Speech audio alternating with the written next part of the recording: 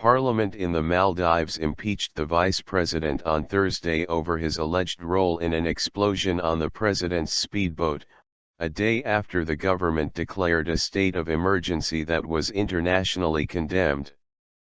The decree has deepened turmoil engulfing the Indian Ocean archipelago following the blast on President Abdulla Yameen's boat, which the government said was an assassination attempt.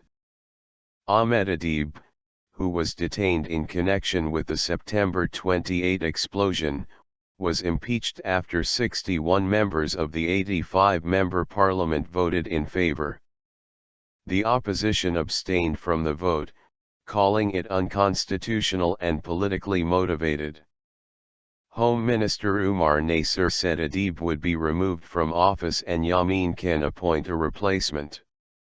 The move came as security was tightened in the capital Mail, with troops patrolling the streets.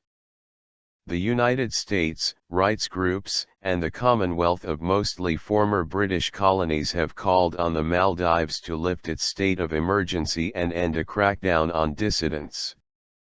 Yameen declared the state of emergency 2 days before a planned protest by the opposition, citing threats to national security after officials said an explosive device was discovered near his residence in Mail, as well as stashes of weapons.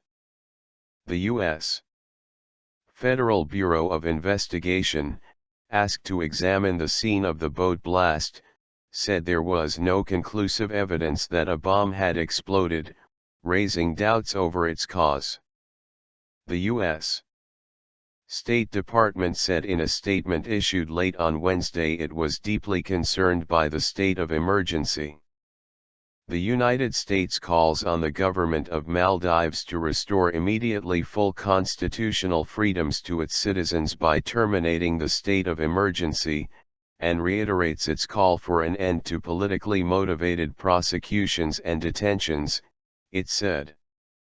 The United States also reiterated its call for the release of ex-President Mohammed Nasheed, who was imprisoned in March on terrorism charges after a widely criticized trial.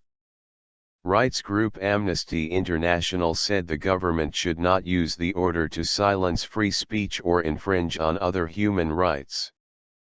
Adeeb, 33, is the second vice president to be impeached in 4 months after Yameen removed his predecessor from office in July.